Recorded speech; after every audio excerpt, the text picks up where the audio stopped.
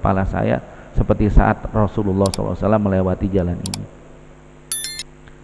Dalam kesempatan lain beliau jalan, kemudian tiba-tiba berhenti dan melakukan seperti orang buang hajat. Dia jongkok, kan diantara sunnahnya itu jongkok, kemudian beliau pergi tanpa melakukan apa-apa, tapi melakukan jongkok. Nah, ketika murid-muridnya tanya, beliau mengatakan dulu Rasulullah berhenti di sini dan sempat buang hajat di sini. Saya nggak pernah lewat sini kecuali saya berhenti dan melakukan hal yang sama, kalaupun nggak buang hajat. Ini cintanya Sayyidina Abdullah bin Umar radhiyallahu an kepada baginda Rasulullah SAW. Dan banyak lagi cerita-cerita yang amat sangat luar biasa.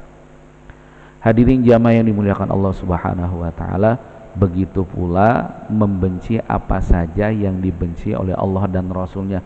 Ini bagian daripada ciri cinta yang hakiki.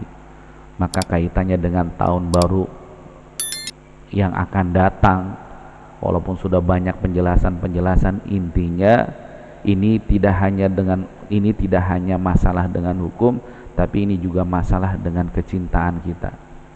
Karena hadis ini almar'u ma'aman ahabba nyambung juga atau semana dengan hadis man tasyabbaha biqaumin fahuwa minhum, barang siapa yang meniru-niru satu kaum maka dia akan dikumpulkan bersama mereka. Maka nanti tahun baru ini kita jangan sampai ikut-ikutan sama orang-orang yang kategorinya fasik atau orang kufar dengan meniup trompet, menyalakan petasan dan lain sebagainya. Maka banyak ulama-ulama kita menyarankan malam tahun baru ini kita buat banyak amalan. Kita buat banyak amalan di masjid, kita buat di masjid dengan istighosah, bacaan Yasin, doa bersama, i'tikaf, agar Allah Subhanahu wa ta'ala menghindarkan kita dari fitnah-fitnah tahun baru, dan agar kita tidak terhitung orang-orang yang tergolong menyerupai mereka. Itu diantara tuntutan cinta kita yang sebenar-benarnya kepada Allah dan Rasulnya. Lalu yang terakhir, ciri cinta yang hakiki adalah seperti yang Nabi kita Muhammad SAW sabdakan, hubbuka syai' yu'mi wa yusim, atau kama jaa fil hadits. Cintamu kepada sesuatu itu akan dapat membutakan dan mentulikanmu.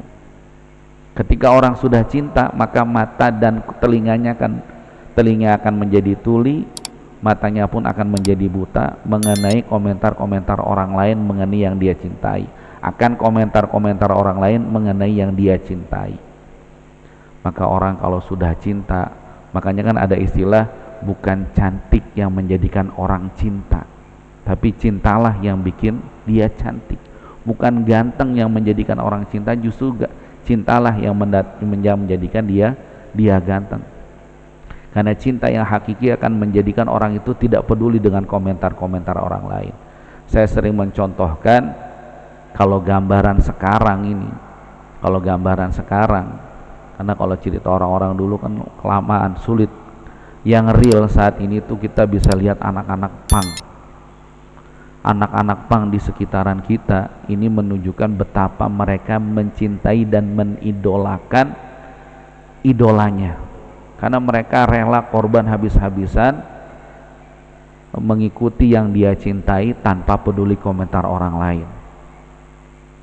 Coba kita perhatikan, kalau kita yang normal gitu ya, kita melihat mereka tuh kayaknya kasihan, wajahnya ditato, bahkan bola matanya ditato, dibolong-bolongin, ditindik-tindikin semua wajahnya, tatonya di mana-mana, kelihatannya kumuh. Dia melakukan itu karena dia cinta sama idolanya. Karena cinta itu akan menjadikan dia mengikuti, mencintai apa saja yang kaitannya dengan idolanya.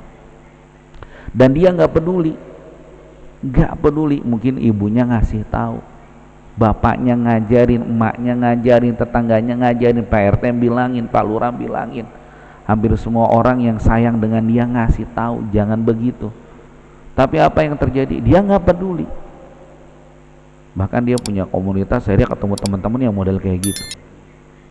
Kalaupun tubuhnya disakiti, Ya katanya sakit, ditato itu sakit, apalagi bola mata, ditindik, dibolong-bolongin, penampilannya jadi rusak. Dia nggak peduli dengan komentar orang lain, dia tidak peduli dengan cemoohan orang lain di dalam mewujudkan perasaan, di dalam mewujudkan menjalankan perasaan cintanya kepada idolanya. Maka seperti itulah semestinya cinta yang hakiki kepada Allah dan Rasulnya. Kita tidak peduli apapun omongan orang lain ketika kita menjalankan sholat, ketika kita menghidupkan sunnah, apapun cacian-cacian orang lain di dalam mewujudkan rasa cinta kita kepada Allah dan Rasulnya, kita tidak peduli. Dan saya ingat dengan hadis Rasulullah SAW.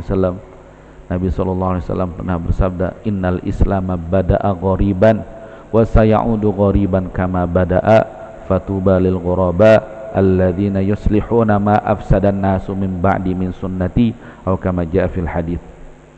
Nabi dulu pernah bersabda, innal islama bada'a ghoriban, sesungguhnya Islam diawali dalam keadaan asing. Dulu Islam ketika pertama kali muncul dalam keadaan asing, dalam keadaan aneh menurut orang banyak. Yang tadinya mereka punya 360 berhala sesembahan mereka, kini mereka diajak menyembah Allah yang Maha Esa, yang tidak kasat oleh mata, dalam keadaan asing.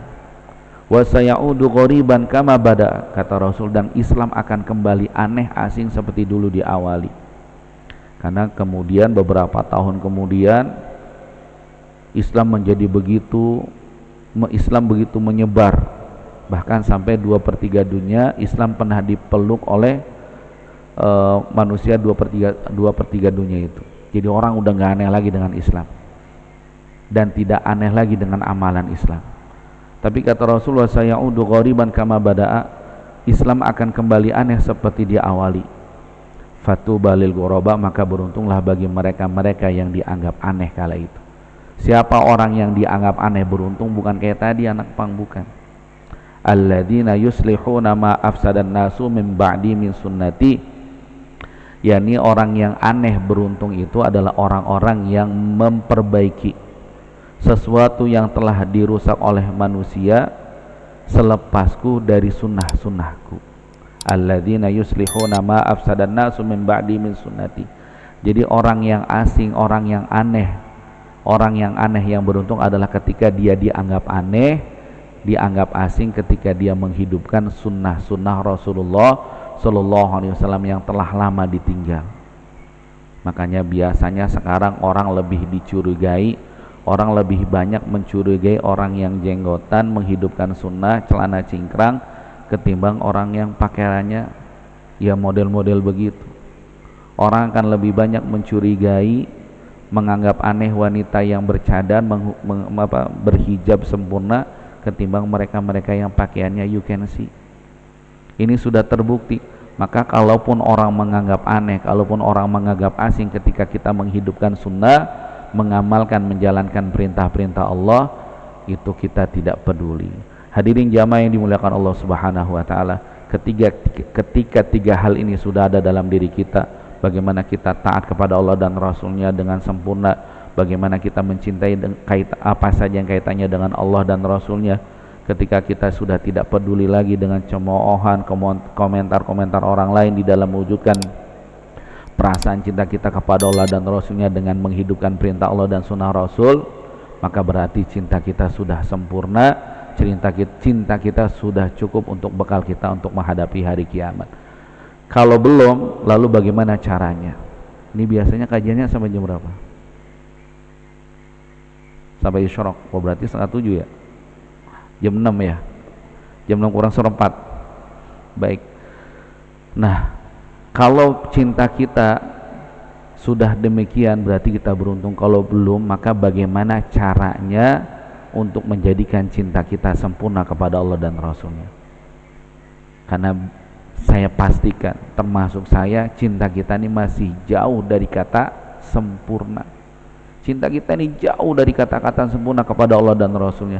Makanya kita masih biasa-biasa aja dengar hadis tadi. Kita masih nggak ada greget ketika almar'u ma'aman ahabba didengarkan. Seseorang akan dikumpulkan bersama siapa yang dia cintai, karena kita belum sempurna cinta kita. Lalu bagaimana cara kita menyempurnakan cinta kita kepada Allah dan Rasulnya?